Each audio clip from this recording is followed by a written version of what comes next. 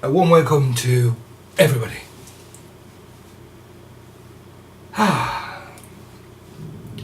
Just a few words today about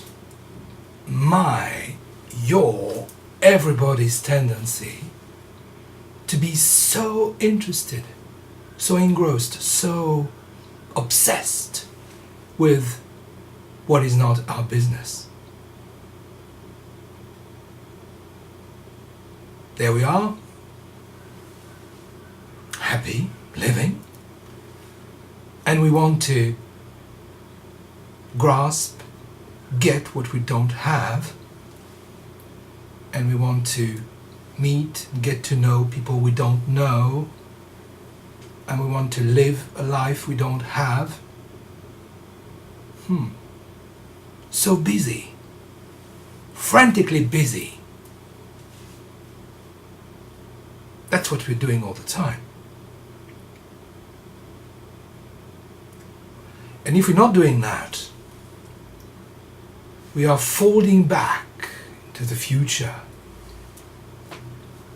in a desperate attempt to get to the point when you can say, when I can say, I exist, I have an opinion, I want to say something, I've been there.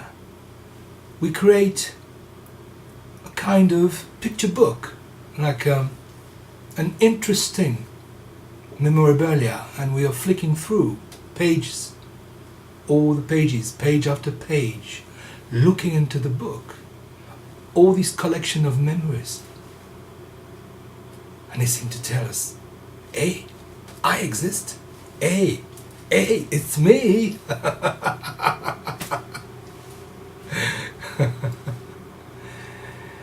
Well, if you see what I mean, and if you get the message now, we are either trapped in the burden of a future which is, so heavy, with layers upon layers of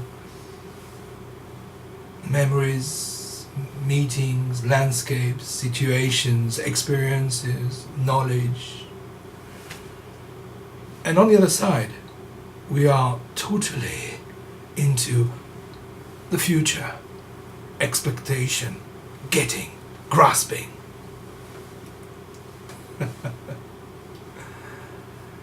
Well, what if we just give up?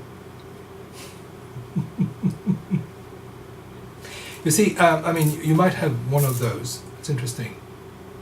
Of course, it's for practice, but we don't use it in Zen. It's just a very nice symbol of delusion.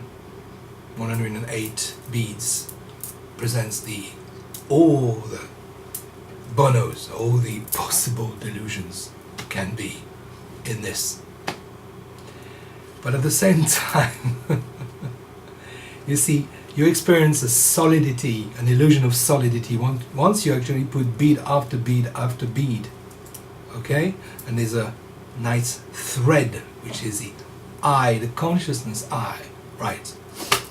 And constantly looking for a feedback, for something to bounce back, to mirror back. What about cutting it? Dropping it? What happens when everything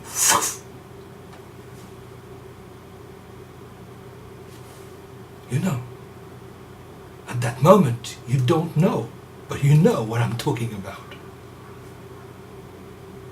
It's magical, it's open, it's vast, it's not conditional, it's not filled with ideas, opinions and thoughts about people, yourself or the world. It is fluid, it's free, like clouds roaming in the sky, like water going down the mountain. It has this very, very majestic and yet very simple way of being. Carefree. Being carefree. So it doesn't mean being careless. It doesn't mean that you have to forget about the past and pretend to be in amnesia, or not be interested in changing. And why do I act like that? Because I feel passionately about this. I also feel passionately deluded myself. So just relax and be carefree. Carefree in Zen is just to do what you're doing without adding, without taking away. It's this famous shikan I was talking about. Carefree is to be freed from this, I've got to be holy, I've got to get it, I've got to actually be enlightened. Or free from the trappings of being misled by your own misperception of what is. Carefree.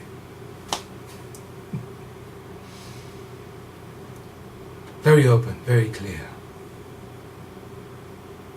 And you can't fake it. And you can't make it. It makes you. It goes through you. You can't control it. It's out of the realm of the control freak. You know the control freak? I think you know who I'm talking about. Okay. So just a few thoughts today about this carefreeness you are invited to, which is your birthright. Really, it's the big you. What the other guy called the big mind, but without the business attached to it. If you see what I mean. And then why not? This is business, not mine. You see, caught myself. Just good. Endless.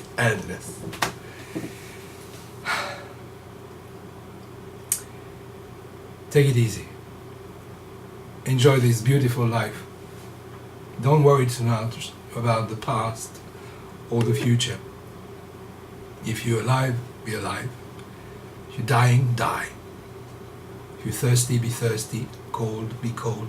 Hot, be hot. Just be. Take great care.